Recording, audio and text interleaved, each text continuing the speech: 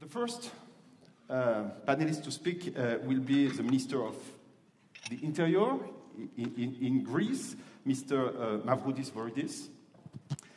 So the first question for you is very open. As the first speaker, you will have the opportunity to answer to this very open question. What were the challenges that you had to be confronted to in Greece regarding myths and disinformation?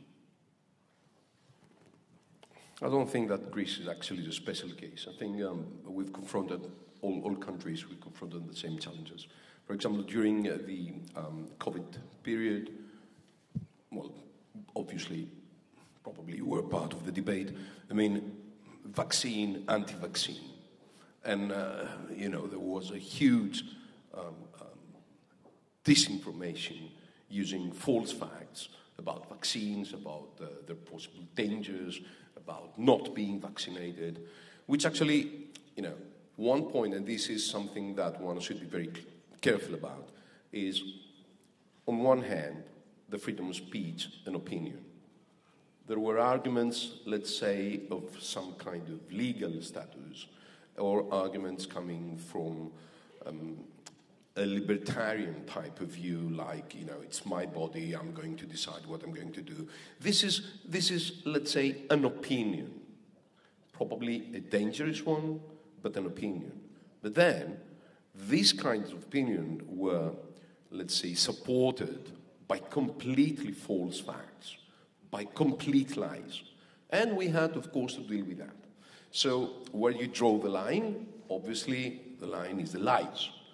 The second thing is we are now dealing, for example, with the disinformation as a result of the Russian invasion and the positions that, the societies are taking here. Greece, of course, faces the same challenges that, any other country would face, which is, one should be very clear about what we are dealing with here. Here, it's not a kind of individual right. It's not a question whether someone should write something in social media or not. Here we are dealing with state propaganda. It's Russian propaganda. So it's a completely different level of discussion. And what do Russians want to do? They actually want to manipulate public opinions in European and Western countries, if possible, all over the world. How do they do that? By saying something very obvious and very simple. They create the energy crisis, so the price for energy goes up, that brings inflation, and that devours the income of citizens. What's the next level of thinking for, hopefully, what the Russians hope that going to happen, is people are going to be asking, why do we leave all that? Why do we suffer these consequences? Pour qui et pourquoi? So we have really a new type of this question. And wouldn't it be better if somehow we'll be arriving at an agreement with Russia? And of course, again, here you have disinformation, because Ukrainians are Nazis, so it's a war against Nazism. And Ukrainians are aggressors because they will join NATO and they will deal with the Russian integrity, all this type of false news. Now, how are you dealing with that? That's the main issue. How you deal with all these things? Now, my view is, first of all, you should be politically very open and very sincere, and you put the stakes, in an almost blunt way. If Russia does not leave defeated from Ukraine, that would mean that anyone in the world who would like to do the same, the message would be clear, he would be able to do it and get away with it. And this would mean very serious suffering for too many people. And if you start asking your society, your citizens, if they want to leave that, the answer would be no. So then they understand.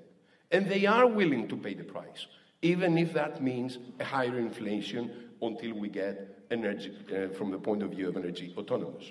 The same happened in the vaccine, the anti-vaccine campaigns.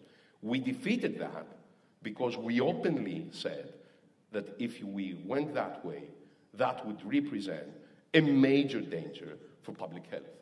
So in my view, being open, being clear, to produce documented answers, this is the way to deal, with populism and with false news. Thank you. I will, Mr. Minister, if you would summarize what could be done at the national, European, and broader level. Okay, first of all, let me just stress that what we're doing here is actually part of the process that we generally should be doing. I should be thanking OECD for that. And let me say that we're going to be participating, Greece is going to be participating and sponsoring the next survey about the trust of the institutions. The second thing, one thing that we do in Greece in order to deal with that is we're creating a digital center where we're going to be collecting all type of that information, check whether this is disinformative, and then provide to the media, traditional and non-traditional, the proper information if they'd like to respond to that. So this is, let's say, a digital center of information that we are going to be creating, and we are all now working on that. And of course, this, I should stress that DG Reform and the European Commission, we've heard, they're doing an excellent work, and we're really working with them on that issue. The other thing is, let's not believe from the question of trust the efficiency of public administrations. If public administrations are efficient, then they gain trust. And I don't want to upset any journalist, but no matter what the media will say. Because people have a personal experience of how public administration do work. And, this is somehow cannot be distorted. If actually public administrations work well, then you cannot have a distortion. You cannot, let's say, change the experience that people have.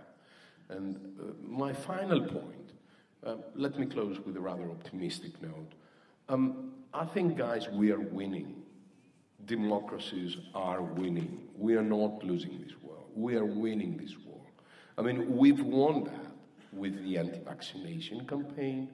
Most people massively responded because it was scientifically based, and the response was scientifically based, and because actually they understood the dangers for public health.